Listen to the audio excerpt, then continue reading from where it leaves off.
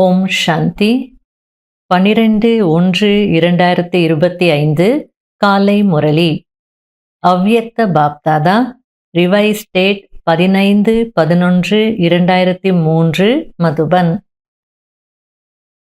முரளியின் தலைப்பு: மனதை ஒருமுகப்படுத்தி ஒருமுகத்தன்மையின் சக்தியின் மூலம் பரிஷ்தா நிலையின் அனுபவம் செய்யுங்கள்.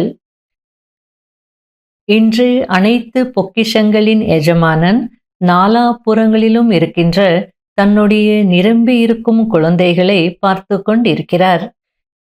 அதாவது பொக்கிஷங்களினால் நிரம்பி இருக்கும் குழந்தைகளை பார்த்து கொண்டிருக்கிறார். ஒவ்வொரு குழந்தையையும் அனைத்து பொக்கிஷங்களுக்கும் எஜமானர்களாக ஆக்கியிருக்கிறார். எப்படிப்பட்ட பொக்கிஷங்கள் கிடைத்திருக்கிறது என்றால், வேறு யாரும் கொடுக்க முடியாத அப்படிப்பட்ட பொக்கிஷங்கள் கிடைத்திருக்கிறது. ஆக ஒவ்வொருவரும் தன்னை பொக்கிஷங்களினால் நிரம்பியிருக்கும் அனுபவம் செய்கிறீர்களா? அனைத்தையும் விட உயர்ந்த பொக்கிஷம் ஞானத்தின் பொக்கிஷம், சக்திகளின் பொக்கிஷம், குணங்களின் பொக்கிஷம், கூடவே தந்தை மற்றும் அனைத்து பிராமண ஆத்மாக்களின் மூலம் கிடைக்கும் ஆசீர்வாதங்களின் பொக்கிஷம். அதாவது பாப்தாதா என்ன சொல்ல வரார் அப்படின்னா, நான் உங்களை அனைத்து பொக்கிஷங்களினாலும் நிரப்பி இருக்கிறேன். நீங்க நிரம்பி இருக்கக்கூடியவங்க. அனைத்தையும் விட உயர்ந்த பொக்கிஷங்கள் என்ன? நிறைய இருக்கு. அதுல உயர்ந்தது என்னன்னா ஞானத்தின் பொக்கிஷம், சக்திகளின் பொக்கிஷம், குணங்களின் பொக்கிஷம், ஆசீர்வாதங்களின் பொக்கிஷம். இது எப்படிப்பட்ட பொக்கிஷங்கள் அப்படின்னா, பாபாவை தவிர இது வேற யாரும் கொடுக்கவே முடியாது அப்படின்றார். அப்படிப்பட்ட பொக்கிஷங்கள் உங்களுக்கு கிடைச்சிருக்கு. ஞானத்தை புரிஞ்சுக்கிட்டு ஞானத்தினுடைய அடிப்படையில் நம்ம செயல்கள் செய்யும் போது எவ்வளோ ஆசீர்வாதங்கள் கிடைக்குது, எவ்வளோ சக்திகள் பாபா கொடுத்துருக்கிறார். அனுசரிக்கும் சக்தி ஆகட்டும், இல்லை பொறுமை சக்தி ஆகட்டும், இல்லை பகுத்தறியக்கூடிய சக்தி ஆகட்டும், ஏதோ ஒரு சக்தியை நம்ம காரியத்தில் யூஸ் பண்ணோம், நடைமுறையில் கொண்டு வந்தோம் அப்படின்னா நம்ம எவ்வளோ நல்லா இருக்கலாம். அதே போல் ஆசீர்வாதமும் சேமிக்கலாம். அதே போல் குணங்கள், பண்புகள், குணங்கள் இருந்தது அப்படின்னா எவ்வளோ உயர்ந்த நிலை அடையலாம். அதே நேரத்தில் ஆசீர்வாதங்கள், பாபாவினுடைய ஆசீர்வாதங்களும் கிடைக்கும். என் குழந்தைகள் இவ்வளோ நல்லா இருக்காங்களேன்னு பாபாவும் வாழ்த்துவார். அதே நேரத்தில் ஆத்மாக்கள் மூலமாக கூட ஆசீர்வாதங்கள் கிடைக்கும். ஆசீர்வாதங்கள் சேமிப்பாகுது. இது எவ்வளோ உயர்ந்த விஷயம். ஆக இந்த அனைத்து பொக்கிஷங்களும் கிடைத்திருக்கிறதா என்று தன்னைத்தான் சோதனை செய்யுங்கள். யார் அனைத்து பொக்கிஷங்களிலும் நிறைந்திருக்கும் ஆத்மாக்களோ அவர்களுடைய அடையாளம் சதா அவர்களுடைய கண்களின் மூலம், முகத்தின் மூலம், நடத்தையின் மூலம் குஷி மற்றவர்களுக்கும் அனுபவமாகும். எந்த ஒரு ஆத்மா தொடர்பில் வந்தாலும் அவர்களும் இந்த ஆத்மா அலௌகீக குஷியினால் அலௌகீக தனித்தன்மையுடன் தென்படுகிறார் என்று அனுபவம் செய்வார்கள். உங்களுடைய குஷியை பார்த்து மற்ற ஆத்மாக்களும் சிறிது நேரத்திற்கு குஷியின் அனுபவம் செய்வார்கள். எப்படி பிராமண ஆத்மாக்களாகிய உங்களுடைய வெள்ளை ஆடை அனைவருக்கும் தனிப்பட்டதாக மற்றும் பிரியமானதாக தோன்றுகிறது. சுத்தம், எளிமை மற்றும் தூய்மையின் அனுபவம் ஆகிறது. தூரத்தில் இருந்தே இவர்கள் பிரம்மா குமார் குமாரிகள் என்று தெரிந்து கொள்கிறார்கள். அதேபோல் பிராமண ஆத்மாக்களாகிய உங்களுடைய நடத்தை மற்றும் முகத்தின் மூலம் சதா குஷியின் ஜொலிப்பு, அதிர்ஷ்டத்தின் போதை தென்பட வேண்டும். இவ்வளோ அழகா பாபா புரிய வச்சிட்டு இருக்கிறார். நீங்க ஒயிட் ட்ரெஸ்ல இருக்கிறீங்க, நீங்க பிரம்மகுமார் குமாரிகள் அப்படின்றது தூரத்திலிருந்தே புரிஞ்சுக்கிறாங்க.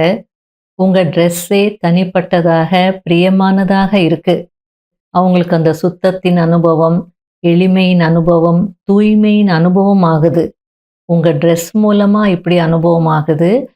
அதே போலவே உங்களுடைய நடத்தை மற்றும் முகத்தின் மூலம் சதா குஷியின் ஜொலிப்பு, உங்களுடைய முகத்தை பார்க்கும் போதே அதுல குஷியினுடைய ஜொலிப்பு தெரியணும், அதிருஷ்டத்தின் போதை தெரியணும் அப்படின்றார். இன்று அனைத்து ஆத்மாக்களும் மகான் துக்கமானவர்களாக இருக்கிறார்கள். அப்படிப்பட்ட ஆத்மாக்கள் உங்களுடைய குஷி நிறைந்த முகம் மற்றும் நடத்தையை பார்த்து ஒரு நொடியாவது குஷியின் அனுபவம் செய்யட்டும். தாகத்தில் இருக்கும் ஆத்மாவிற்கு ஒரு துளி தண்ணீர் கிடைத்துவிட்டது என்றால் எவ்வளவு குஷி அடையும். அதுபோல உங்களை பார்த்த உடனே மற்றவங்க குஷி அடையணும் அப்படின்றார். அப்படிப்பட்ட குஷியின் ஒரு துளி ஆத்மாக்களுக்கு மிகவும் அவசியமாக இருக்கிறது. அதாவது தாகத்தில் இருக்கிறவங்களுக்கு ஒரு துளி தண்ணீர் கிடைச்சா எவ்வளோ சந்தோஷப்படுவாங்க, குஷி அடைவாங்க. அதுபோல தான் உங்களுடைய முகத்தை பார்த்த உடனே உங்களுடைய நடத்தையின் மூலமாக துக்கத்தில் இருக்கக்கூடிய ஆத்மாக்கள் ஒரு நொடியாவது குஷியினுடைய அனுபவம் செய்யட்டும் அப்படின்றார். செய்யணும். அதுபோல உங்களுடைய முகமும் நடத்தையும் இருக்கணும். இது இப்போ அவசியமாக இருக்கு அப்படின்றார். அப்படி அனைத்து பொக்கிஷங்களிலும் சதா நிறைந்தவர்களாக இருங்கள். ஒவ்வொரு பிராமண ஆத்மாவும் தன்னை அனைத்து பொக்கிஷங்களினாலும் சதா நிரம்பி இருக்கும் அனுபவம் செய்கிறீர்களா அல்லது அவ்வப்போது செய்கிறீர்களா? பொக்கிஷங்களும் அழிவற்றதாக இருக்கிறது. கொடுக்கக்கூடிய வள்ளலும் அழிவற்றவர் என்றால் பொக்கிஷங்களும் அழிவற்றதாக இருக்க வேண்டும்.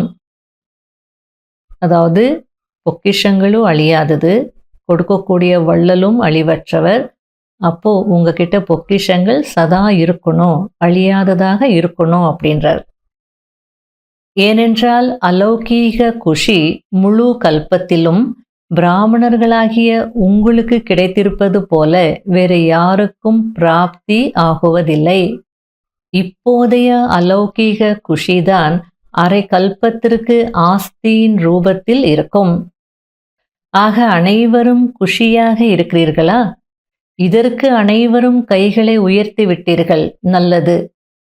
சதா குஷியாக இருக்கிறீர்களா? சில நேரம் குஷி சென்று விடுவதில்லை தானே? அவ்வப்போது சென்று விடுகிறது. குஷியாக இருக்கிறீர்கள். ஆனால் சதா ஒரே சீராக இருப்பதில் வித்தியாசம் ஏற்பட்டு விடுகிறது. குஷியாக இருக்கிறீர்கள், ஆனால் சதவிகிதத்தில் வித்தியாசம் வந்து விடுகிறது. பாப்தாதா ஆட்டோமேட்டிக் டிவியின் மூலம் அனைத்து குழந்தைகளின் முகத்தை பார்த்து கொண்டே இருப்பார். அதில் என்ன தெரிகிறது? ஒரு நாள் நீங்களும் உங்களுடைய முழு நாளின் குஷியின் சார்ட்டை சோதனை செய்யுங்கள். அமிர்த வேளையிலிருந்து இரவு வரை ஒரே மாதிரியான பர்சன்டேஜில் குஷி இருக்கிறதா அல்லது மாறிவிடுகிறதா? சோதனை செய்ய வருகிறது தானே? இன்றைய நாட்களில் பாருங்கள், அறிவியலும் சோதனை செய்யும் மிஷின்களை மிகவும் வேகப்படுத்தி இருக்கிறது. அதாவது இன்றைக்கு விஞ்ஞானம் தன்னுடைய செக்கிங் மிஷின்ஸ் எல்லாம் எவ்வளோ தீவிரப்படுத்தி இருக்கு, எவ்வளோ வேகத்தில் அது செயல்படுது. எல்லா துறைகள்லையும் மிஷின்ஸ் தான், செக்கிங் மிஷின்ஸ் தான். அதுலேயும் முக்கியமாக மெடிக்கல் ஃபீல்டில் எடுத்துக்கிட்டீங்க அப்படின்னா எவ்வளோ நுணுக்கமான ரிசல்ட்ஸ் எல்லாம் ப்ரொடியூஸ் பண்ணுது, எவ்வளோ வேகமாகவும் செயல்படுது. லிஃப்ட் எடுத்துக்கோங்க, கம்ப்யூட்டர்ஸ் எடுத்துக்கோங்க, ட்ரெயின்ஸ் எடுத்துக்கோங்க.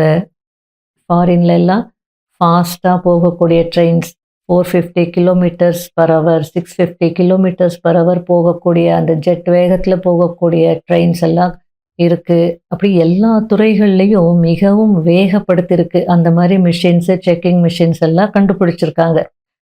எனவே நீங்களும் சோதனை செய்யுங்கள், மேலும் அழியாததாக ஆக்குங்கள்.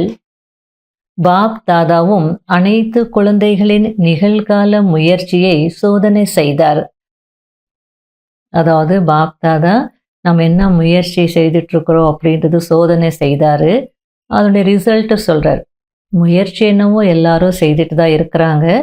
சிலர் சக்திசாலியான முயற்சி செய்துட்ருக்காங்க, சிலர் அவங்களுடைய சக்தி கேட்டார் போல செய்துட்ருக்காங்க.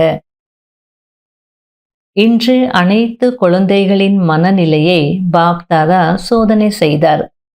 ஏனென்றால் முக்கியமானது மன்மனாபவதான். சேவையிலும் பாருங்கள், மனசா சேவைதான் உயர்ந்த சேவையாகும். மனதை வென்றவர் உலகத்தை வென்று விடுவார் என்றும் சொல்கிறீர்கள். எனவே பாப் தாதா மனதின் வேகத்தை சோதனை செய்தார். என்ன பார்த்தார்? மனதிற்கு எஜமானராகி மனதை நடத்துகிறீர்கள். ஆனால் அவ்வப்போது மனம் உங்களை நடத்துகிறது. மனம் வசமாகியும் விடுகிறது. பாப் தாதா பார்த்தார், மனதார ஈடுபடுகிறீர்கள். ஆனால் மனதின் நிலை ஒரே நிலையில் இருப்பதில்லை. நிகழ்காலத்தில் மன ஒருமைப்பாடு ஒரே சீரான மனநிலையை அனுபவம் செய்விக்கிறது. அதாவது பாபா என்ன சொல்ல வரார் அப்படின்னா, ஏகாகிரதா இருந்தது அப்படின்னா ஏக்கரச நிலை இருக்கும். அதாவது மன ஒருமைப்பாடு இருக்கு அப்படின்னா மனதின் நிலை ஒரே சீராக இருக்கும் அப்படின்றார். இப்போதைய ரிசல்ட்டில் என்ன பார்த்தார் என்றால், மனதை ஒருநிலைப்படுத்த விரும்புகிறீர்கள். ஆனால் இடையிடையில் மனம் அலைய ஆரம்பித்து விடுகிறது என்பதை பார்த்தார். ஒருமுகத்தன்மையின் சக்தியானது அவ்வியக்த ஃபரிஷ்தா நிலையின் அனுபவத்தை எளிதாக அனுபவம் செய்விக்கும். மனம் அலைகிறது. வீண் விஷயங்களிலும் வீண் எண்ணங்களிலும் வீண் விவகாரங்களிலும் அலைகிறது. எப்படி சரீரத்தினாலும் ஒரு நிலையில் அமரும் பழக்கம் சிலருக்கு இருக்காது, சிலருக்கு இருக்கும். எனவே மனதை எங்கு விரும்புகிறீர்களோ, எப்படி விரும்புகிறீர்களோ, எவ்வளவு நேரம் விரும்புகிறீர்களோ அவ்வளவு ஒருமுகப்பட வேண்டும். இதற்குதான் மனம் தன்வசம் இருக்கிறது என்று சொல்லப்படுகிறது. ஒருமுகப்படுத்தும் சக்தி, அதிகாரி தன்மையின் சக்தி சகஜமாக தடையற்றவர்களாக ஆக்கிவிடும். யுத்தம் செய்ய வேண்டி இருக்காது. ஒருமுகப்படுத்தும் சக்தியின் மூலம் தானாகவே ஒரு பாபாவை தவிர வேறு யாரும் இல்லை என்ற அனுபவம் ஏற்படும். தானாகவே ஏற்படும். உழைக்க வேண்டிய அவசியம் இருக்காது.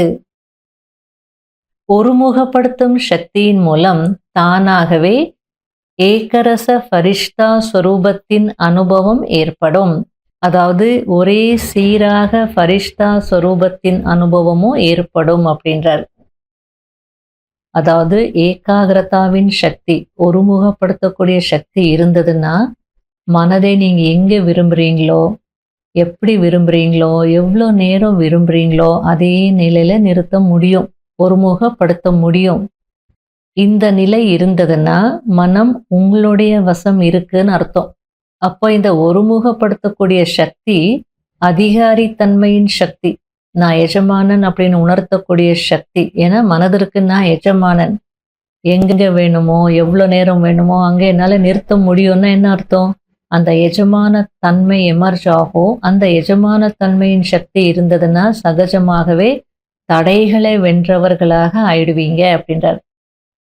ஒருமுகப்படுத்தக்கூடிய சக்தி இருந்ததுன்னா எனக்கு ஒரு பாபாவை தவிர வேற யாரும் இல்லைன்ற அனுபவம் தானாகவே இருக்கும். அதற்கு கூட உழைக்க வேண்டிய அவசியமே இருக்காது அப்படின்றார். இதெல்லாம் இருந்தது அப்படின்னா ஃபரிஷ்தா சுரூபத்தின் நிலை தானாகவே அனுபவமாகும். ஆகல ஃபரிஷ்தா சுரூபத்தினுடைய நிலையை அனுபவம் செய்யணும்னா அதற்கு அடிப்படையாக இருக்கக்கூடியது ஒருமுகப்படுத்தக்கூடிய சக்தி. பிரம்மா தந்தையின் மீது அன்பு இருக்கிறதல்லவா? ஆக பிரம்மா தந்தைக்கு சமமாகுவது என்றால் ஃபரிஷ்தா ஆகுவது. ஒருமுகப்படுத்தும் சக்தியின் மூலம் தானாகவே அனைவருக்காகவும் சிநேகம், நன்மைக்கான மற்றும் மரியாதைக்கான உள்ளுணர்வு இருக்கவே இருக்கிறது.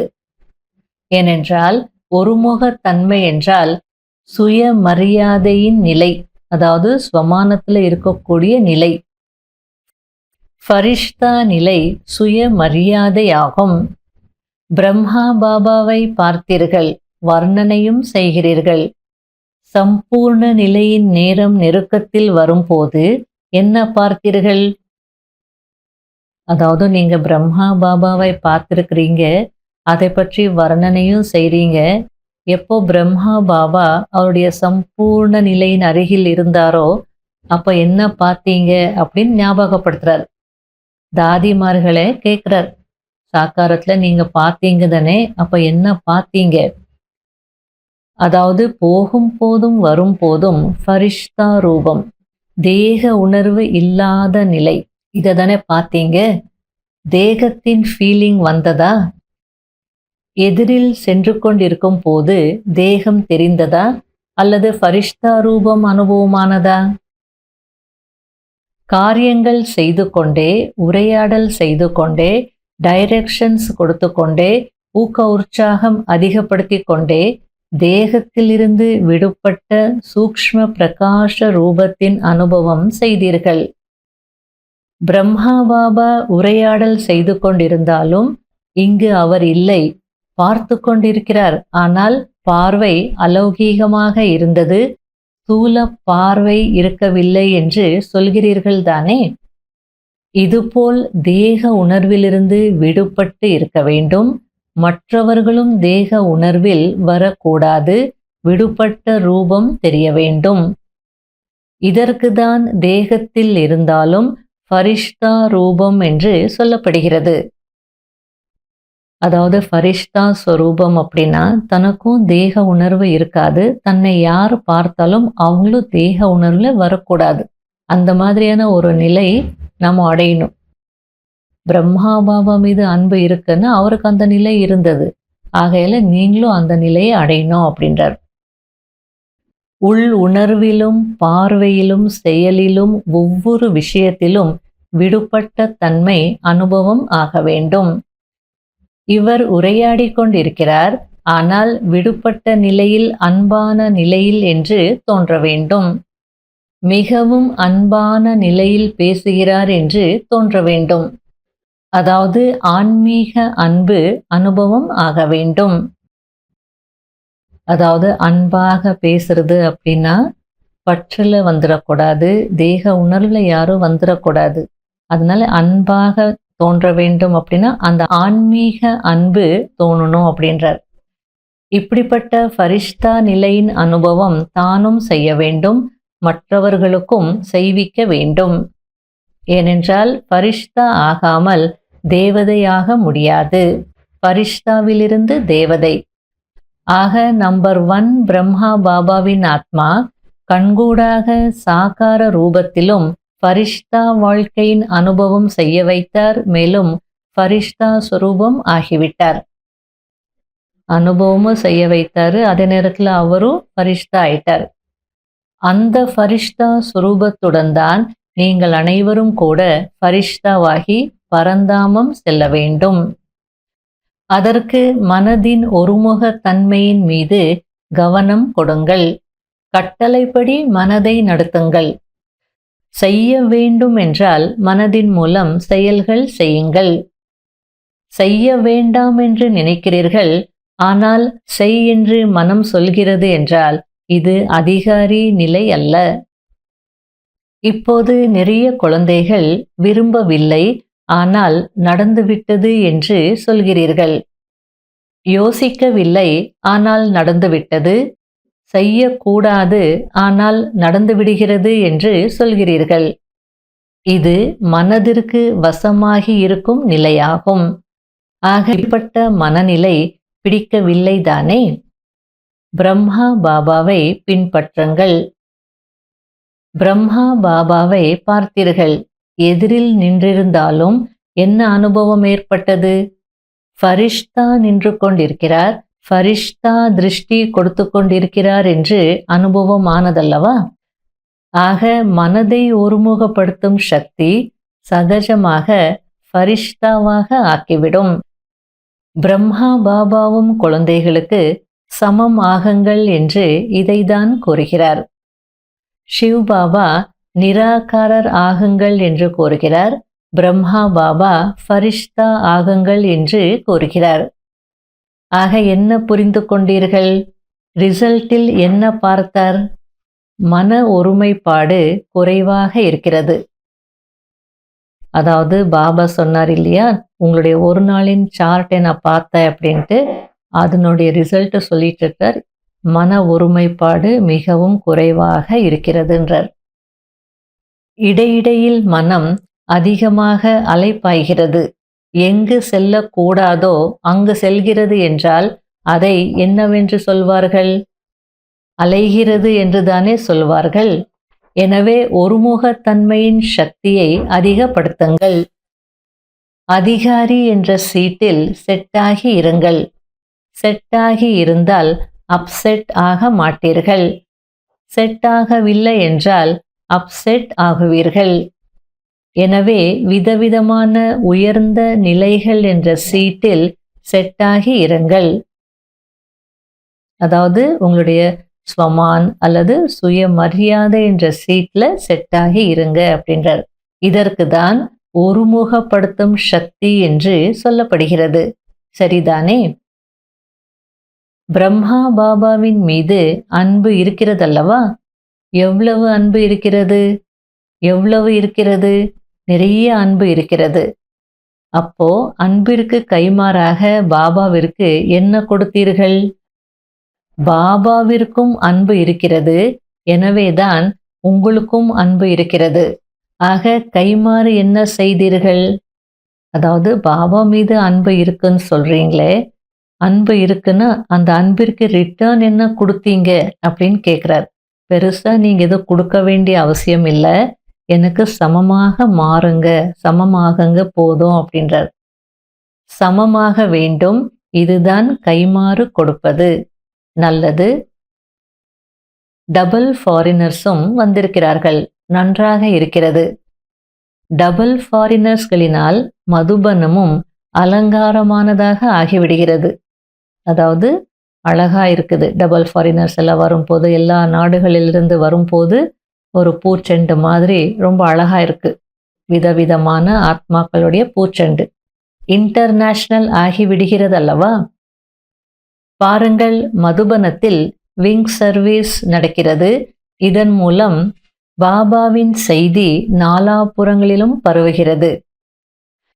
விங் சர்வீஸ் ஆரம்பமானதிலிருந்து விஐபிஸிடம், அது குவாலிட்டி ஆத்மாக்களிடம் செய்தி அதிகமாக பரவி இருக்கிறது என்பதை நீங்கள் பார்க்கிறீர்கள். விவிஐபிஸுடைய விஷயத்தை விடுங்கள், அவர்களுக்கு நேரம் எங்கே இருக்கிறது? அதாவது ரொம்ப முக்கியமான வெரி வெரி இம்பார்ட்டன்ட் பர்சன்ஸ் அப்படின்னா அவங்க அவ்வளவா வரதில்லை, அவங்கள விடுங்க. ஆனால் விஐபிஸ் வெரி இம்பார்ட்டன்ட் பர்சன்ஸ் அப்படின்னா முக்கியமான பிரமுகர்கள்னா அவங்க எல்லாம் இப்போ மதுபனுக்கு வந்துட்டு இருக்காங்க. பாபாவுடைய செய்தி அவங்களுக்கு கிடைச்சிட்டு இருக்கு. அதாவது 2003 பாபா சொல்லிட்டு இருக்காரு, விஐபிஸ் எல்லாம் வந்துட்டு இருக்காங்க, விவிஐபிஸ் வரல, அவங்கள விடுங்கன்றார். ஆனால் இப்போ விவிஐபிஸ் எல்லாம் வந்துட்டு இருக்காங்க.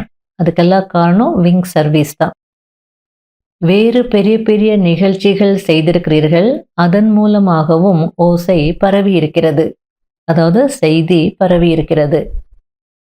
இப்பொழுது டெல்லி மற்றும் கொல்கத்தா செய்து கொண்டிருக்கிறது. நன்றாக திட்டம் தீட்டிக் கொண்டிருக்கிறீர்கள். உழைப்பும் நன்றாக செய்து கொண்டிருக்கிறீர்கள். பாப் தாதாவிடம் செய்திகள் வந்து கொண்டிருக்கிறது. டெல்லியின் ஓசை அயல்நாடு வரை சென்றடைய வேண்டும். ஊடகத்தினர் என்ன செய்கிறீர்கள்? மீடியா விங்கில் இருக்கிறவங்கள பாபா கேட்டுட்டு இருக்கிறார். மீடியா விங் சர்வீஸ் செய்கிறீங்களே, என்ன செய்துட்டு இருக்கீங்க? பாரத அளவில் மட்டும்தானா? டெல்லியில் இந்த நிகழ்ச்சி நடந்தது, கொல்கத்தாவில் இந்த நிகழ்ச்சி நடந்தது என்று அயல்நாட்டில் இருந்து ஓசை வர வேண்டும். அங்கிருந்து இந்த ஓசை இந்தியாவிற்கு வர வேண்டும். இந்தியாவின் கும்பகர்ணர்களை அயல் நாட்டினர்தான் எழுப்ப வேண்டும் அல்லவா? ஏனென்றால் அயல்நாடு செய்திக்கு மகத்துவம் இருக்கிறது. நிகழ்ச்சி பாரதத்தில் நடக்கும், ஆனால் செய்தி அயல்நாடு செய்தித்தாள்களில் வெளிவரும் போதுதான் ஓசை பரவும். பாரதத்தின் ஓசை அயல் நாட்டை சென்றடைய வேண்டும். மேலும் அயல் நாட்டின் ஓசை பாரதத்திற்கு வர வேண்டும். அதன் பிரபாவம் ஏற்படும். நல்லது. என்ன நிகழ்ச்சிகள் ஏற்பாடு செய்து கொண்டிருக்கிறீர்களோ நன்றாக செய்து கொண்டிருக்கிறீர்கள். பாப் தாதா டெல்லியில் இருப்பவர்களுக்கு அன்பான உழைப்பிற்கான வாழ்த்துக்கள் கொடுக்கிறார். கொல்கத்தாவினருக்கும் முன்கூட்டியே வாழ்த்துக்கள். ஏனென்றால் ஒத்துழைப்பும் சிநேகம் மற்றும் தைரியம் மூன்றும் இணைந்து விடும் போது ஓசை அதிகரிக்கும். கண்டிப்பாக பாபாவின் செய்தி பரவும். ஏன் பரவாது? இப்பொழுது ஊடகத் துறையினர் இந்த அதிசயத்தை செய்ய வேண்டும். அனைவரும் டிவியில் பார்த்தீர்கள். இது டிவியில் வந்துவிட்டது என்று அப்படியே இருக்கக்கூடாது. அது பாரதத்தில் வந்து கொண்டிருக்கிறது. இப்பொழுது அயல்நாடு வரை சென்றடைய வேண்டும். இந்த ஆண்டு பாபாவின் செய்தியை பரப்புவதற்கு எவ்வளவு தைரியமாக மற்றும் ஜோராக கொண்டாடுகிறீர்கள் என்பதை பார்ப்போம். டபுள் ஃபாரினர்ஸுக்கும் மிகுந்த ஆர்வம் இருக்கிறது என்ற செய்தி பாப் தாதாவிற்கு கிடைத்தது. இருக்கிறதல்லவா? ஒருவர் செய்ததை மற்றவர் பார்க்கும் போது இன்னும் ஆர்வம் வருகிறது. யார் செய்கிறார்களோ அவர்கள் பிரம்மாவிற்கு சமம் ஆகிறார்கள். நன்றாக இருக்கிறது. தாதிக்கும் சங்கல்பம் வருகிறது. பிஸியாக ஆக்குவதற்கான முறை நன்றாக வருகிறது. நல்லது. நிமித்தமாக இருக்கிறார் அல்லவா? அதாவது தாதிக்கு எண்ணம் வந்தது, மெகா ப்ரோக்ராம் பண்ணணும்னு சொல்லிட்டு சொன்ன உடனே அந்தந்த ஸ்டேட்ல செய்ய ஆரம்பிச்சிட்டாங்க.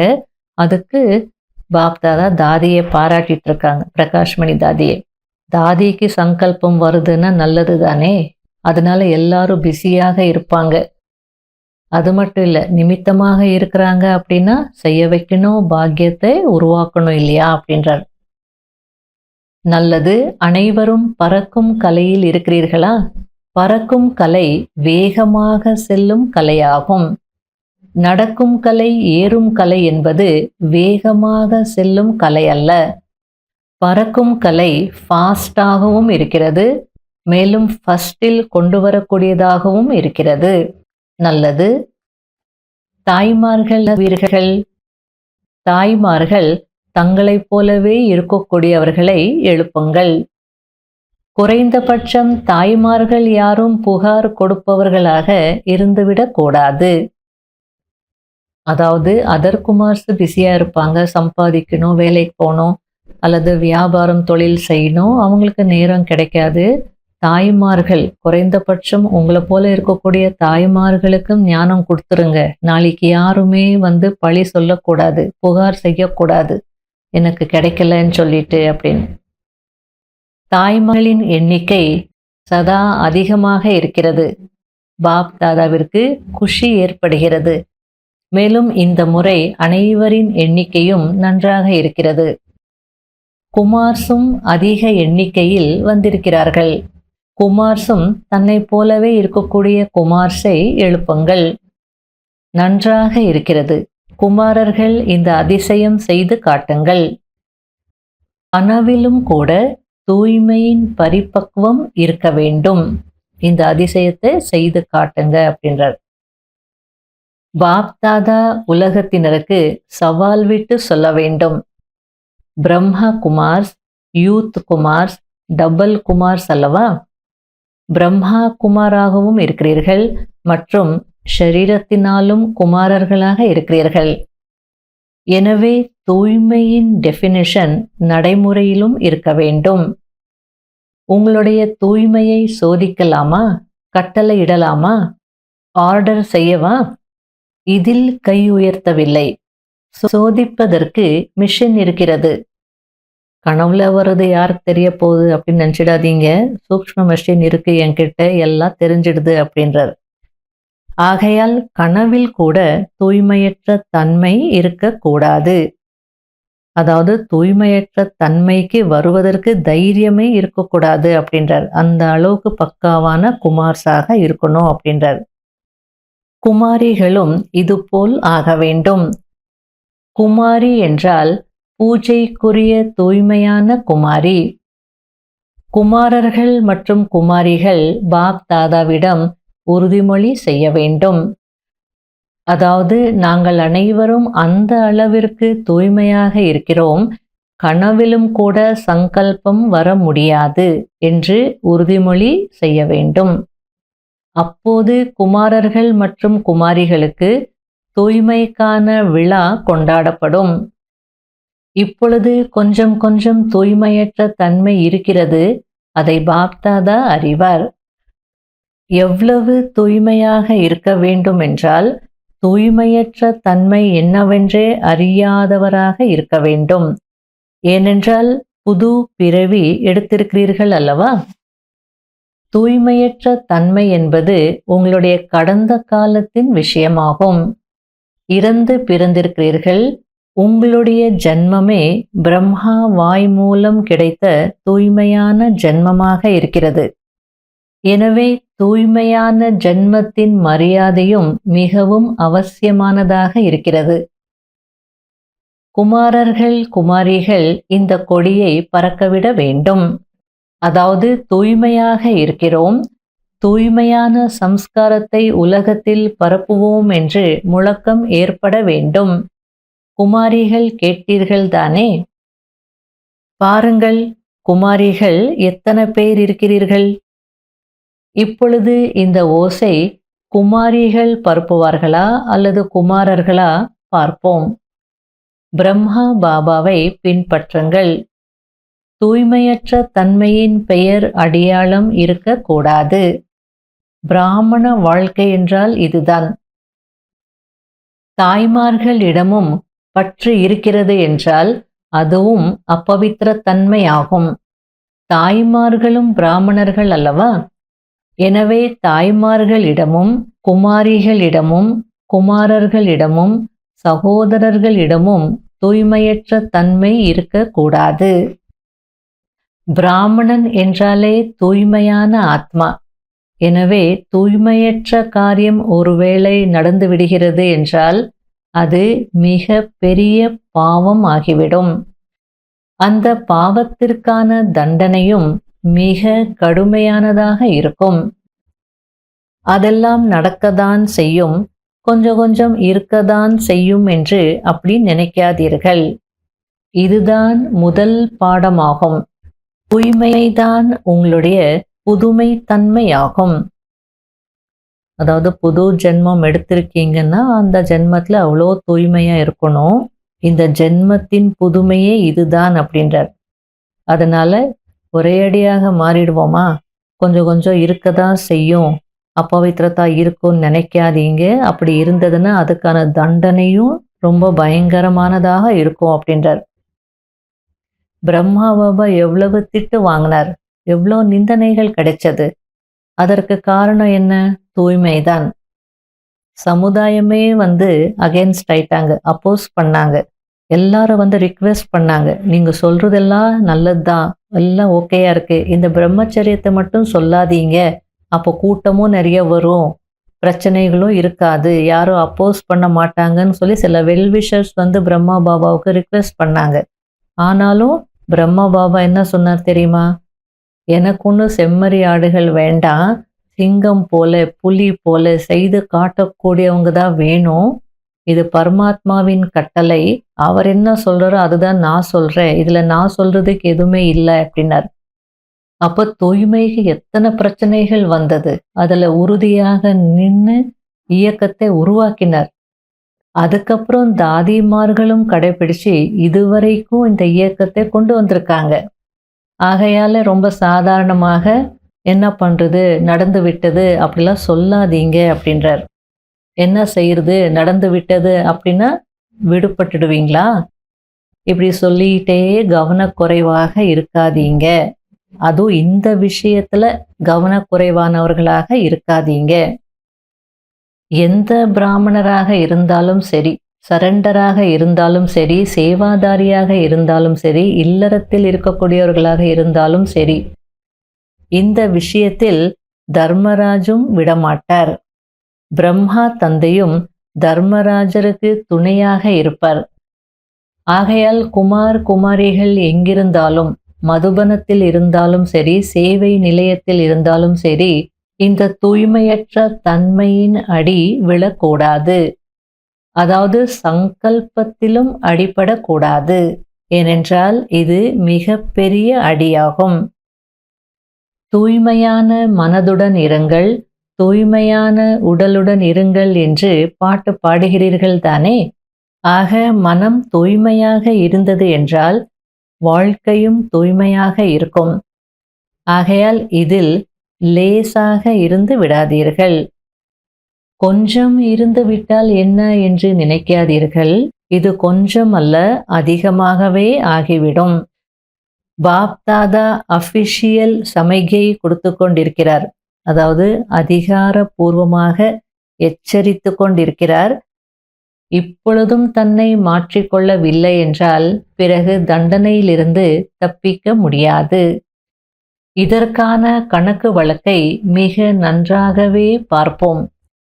ஆகையால் யாராக இருந்தாலும் எச்சரிக்கையாக இருங்கள். அட்டென்ஷன்.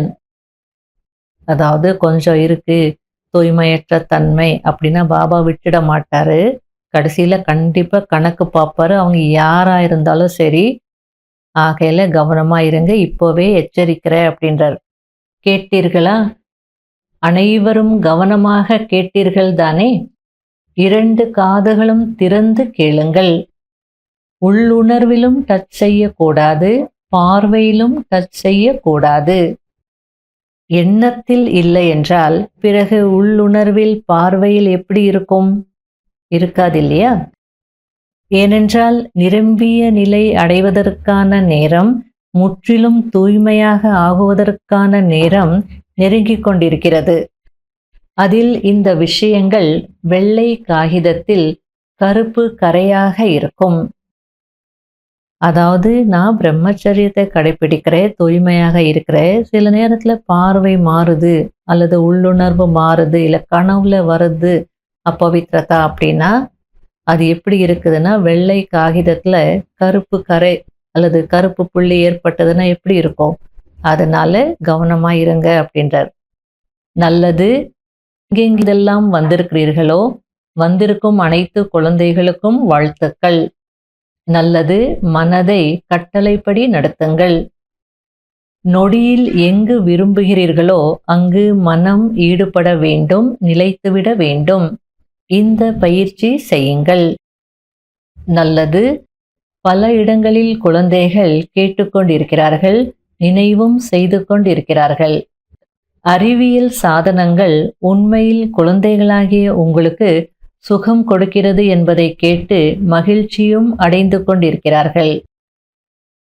நாலாபுறங்களிலும் உள்ள அனைத்து பொக்கிஷங்களினாலும் சதா நிரம்பியிருக்கும் குழந்தைகளுக்கு, சதா அதிர்ஷ்டசாலி குழந்தைகளுக்கு, மகிழ்ச்சியான முகம் மற்றும் நடத்தையின் மூலம் குஷியின் துளிகளை கொடுக்கக்கூடிய விஸ்வ கல்யாணக்காரி குழந்தைகளுக்கு, சதா மனதிற்கு அதிகாரியாகி ஒருமுகப்படுத்தும் சக்தியின் மூலம் மனதை கட்டுப்படுத்தக்கூடிய, மனதை வென்று உலகத்தை வெல்லும் குழந்தைகளுக்கு, சதா பிராமண வாழ்க்கையின் விசேஷ தன்மையான தூய்மையின் பர்சனாலிட்டியில் இருக்கக்கூடிய தூய்மையான பிராமண ஆத்மாக்களுக்கு, சதா டபுள் லைட் ஆகி ஃபரிஷ்தா வாழ்க்கையில் பிரம்மா பாபாவை பின்பற்றக்கூடிய அப்படிப்பட்ட பிரம்மா தந்தைக்கு சமமான குழந்தைகளுக்கு பாப் தாதாவின் அன்பு நினைவுகள் மற்றும் நமஸ்காரம்.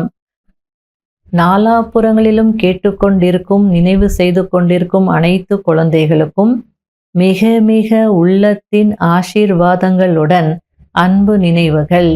அனைவருக்கும் நமஸ்காரம். வரதானம். சாக்கார தந்தையை பின்பற்றி நம்பர் 1 ஆகக்கூடிய சம்பூர்ண ஃபரிஷ்தா ஆகுங்கள். நம்பர் 1 வருவதற்கான சகஜ சாதனம் நம்பர் 1 இருக்கும் பிரம்மா பாபாவை பாருங்கள். பலரை பார்ப்பதற்கு பதிலாக ஒருவரை பாருங்கள் மற்றும் ஒருவரை பின்பற்றுங்கள். பிராமணனிலிருந்து ஃபரிஷ்தா, அதாவது நான் தான் ஃபரிஷ்தா என்ற மந்திரத்தை பக்கா செய்து கொண்டால் வித்தியாசம் நீங்கிவிடும். அதாவது நான் தான் அது அப்படின்னு நினைச்சிட்டே இருந்தோன்னா அதுவாகவே மாறிடுவோம். அப்புறம் வித்தியாசம் இருக்காது. நீங்கள் இந்த நிலையை அடைந்துவிட்டால் பிறகு விஞ்ஞான சாதனங்கள், எந்திரங்கள் தன்னுடைய வேலையை ஆரம்பித்து விடும். மேலும் நீங்கள் சம்பூர்ண ஃபரிஷ்தா தேவதையாகி புது உலகத்தில் அவதரிப்பீர்கள். ஆக சம்பூர்ண ஃபரிஷ்தா ஆகுவது என்றால் சாக்கார தந்தையை பின்பற்றுவதாகும். ஸ்லோகன்: மரியாதையை தியாகம் செய்வதில்தான் அனைவருக்கும் மதிப்பிற்குரியவராக ஆகுவதற்கான பாக்கியம் அடங்கி இருக்கிறது. அதாவது பேர் வேணும், புகழ் வேணும், என்னை எல்லாரும் மதிக்கணும் அப்படின்னு நினச்சிட்டு இருக்கக்கூடாது. அதை தியாகம் பண்ணுங்க. அப்போ ஆட்டோமேட்டிக்காக நீங்கள் மரியாதைக்குரியவராக ஆயிடுவீங்க. அந்த பாக்கியம் அதிலேயே அடங்கியிருக்கு அப்படின்றார். இன்றைய அவ்வியக்த சமிகை: எப்படி பாப் தாதாவிற்கு இரக்கம் வருகிறது, அதேபோல் குழந்தைகளாகிய நீங்களும் மாஸ்டர் இரக்க மனமுடையவராகி தன்னுடைய மனதின் மூலம், உள்ளுணர்வின் மூலம், வாயுமண்டலத்தின் மூலம் ஆத்மாக்களுக்கு தந்தை மூலம் கிடைத்திருக்கும் சக்திகளை கொடுங்கள். குறுகிய காலத்தில் முழு உலகத்தின் சேவை நிறைவு செய்ய வேண்டும். தத்துவங்கள் உட்பட அனைவரையும் தூய்மையாக்க வேண்டுமென்றால் தீவிர வேகத்தில் சேவை செய்யுங்கள். ஓம் சாந்தி.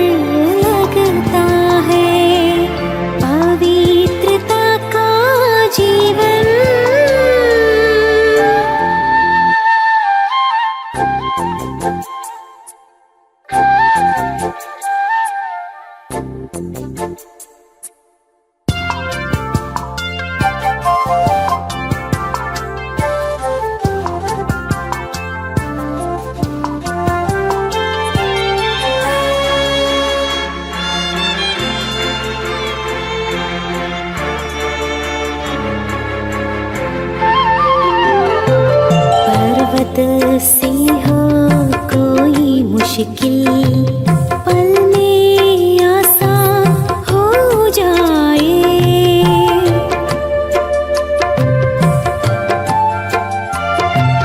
ये पल है ऐसा जो एक पल में लाखों के भाग्य जगा जाए।